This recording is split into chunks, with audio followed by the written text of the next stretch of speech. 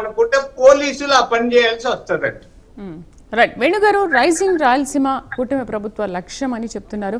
ఇంతకుముందు సుధాకర్ గారిని అదే అడిగాను, మిమ్మల్ని అదే అడుగుతున్నాను. ఈ కూటమి ప్రధాన లక్ష్యంగా ఏ విధంగా ముందుకు వెళ్తున్నారు ఈ రైజింగ్ రాయలసీమ విషయంలో? ఒకవైపు ఇన్ని గొడవలు జరుగుతున్నాయి, ఇన్ని కొట్లాటలు జరుగుతున్నాయి, రాయలసీమ మేము అభివృద్ధి చేస్తామని అంటున్నారు.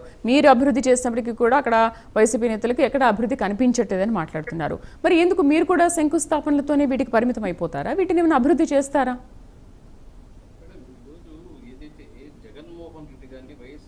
కానీ ఒక కుట్ర పన్నుతోంది ఆంధ్రప్రదేశ్ ప్రజలపై.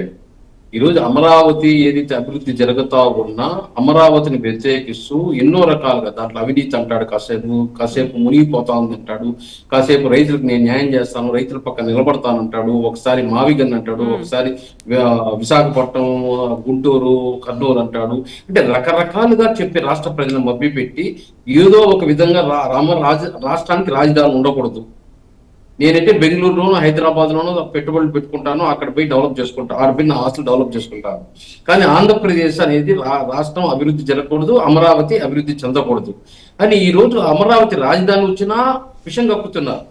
అదేవిధంగా రాష్ట్రానికి పెట్టుబడులు వస్తున్నా విషం కక్కుతున్నారు. అదేవిధంగా రాయలసీమకు పెట్టుబడులు వస్తున్నా విషం కక్కుతున్నారు. ఈరోజు ఏదో ఒక విధంగా కుట్రలు చేసి కుతంత్రాలు చేసి ఈరోజు అమరావతి రాజధాని రాకూడదు, రాష్ట్రానికి పెట్టుబడులు రాకూడదని చెప్పి ఉద్దేశంతోనే ఈరోజు పెద్ద ఎత్తున కుట్ర జరుగుతుంది. అది కూటమి నాయకులు తెలుసుకోవాలి. వాళ్ళు ఏదైతే అవినీతి ఆరోపణలు చేసినా ఏం చేసినా మనము ఏదైతే ఒక డిగ్నిఫైడ్ గా ఏమి మీకు ఎవరు కంప్లైంట్ చేస్తారో చేయండి, అవినీతి కానీ నేను చేస్తుంటే మీ చట్టపరమైన చర్యలు తీసుకోండి అని చెప్పేసి వదిలేవాలి.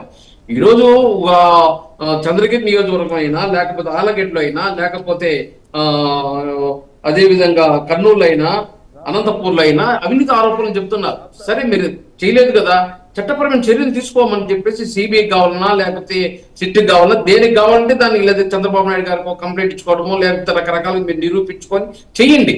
అంతేగాని ఇదేంటి ఇది బీర్ బాటిళ్ళు రాళ్ళు పెట్టుకోవడము, సవాళ్ళు తొడలు తట్టుకోవడము, వాళ్ళతో సమానంగా మన కూటమి నాయకులు మాట్లాడటము ఇది కరెక్ట్ కాదు. అదే నేను చెప్తున్నాం, మా నాయకులు ఓపిక సహనం పాటించండి. వాళ్ళ కుట్ర జరుగుతా ఉంది, కుట్ర పూర్తిగా రాష్ట్రంలో పెట్టుబడులు రాకూడదని ప్రయత్నం చేస్తున్నారు. లా అండ్ ఆర్డర్ ప్రాబ్లం తెస్తే ఏదైతే ఇండస్ట్రీలు వెనక్కి వెళ్ళిపోతాయి, అదేవిధంగా అమరావతి కూడా అభివృద్ధి చెందాలి.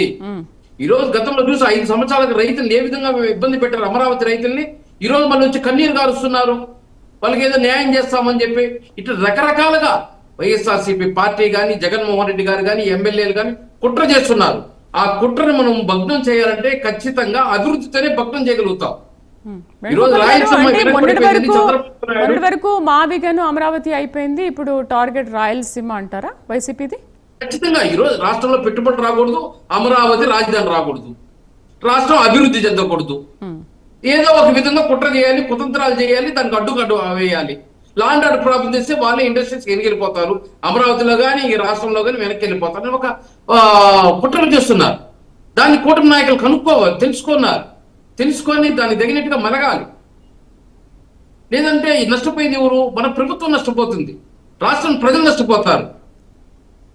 దాన్ని అర్థం చేసుకొని దానికి తగిన రీతిలో జవాబు చెప్పాలి. కానీ వాళ్ళు ఒక తోడ తడితే మనం 2 తోడలు తట్టామంటే మా రాష్ట్ర ప్రజల దగ్గర మనం చీప్ అయిపోతాం. గతంలో చూసాం, వైఎస్ఆర్సీపీ నాయకులు పెద్ద నుంచి చిన్న వరకు, నాని, కోడలు నాని, కృష్ణవంశీ, రకరకాల వాళ్ళు వచ్చి ఎట్లా అన్పార్లమెంట్స్ వాడినారు, తల్లిని చెల్లిని అందరినీ మాట్లాడినారు, ఇంట్లో భార్యలను మాట్లాడినారు. లాస్ట్కి ఏమైంది? 151 సీట్లు 11 సీట్లకు వచ్చింది. అది అవసరమా మనకు?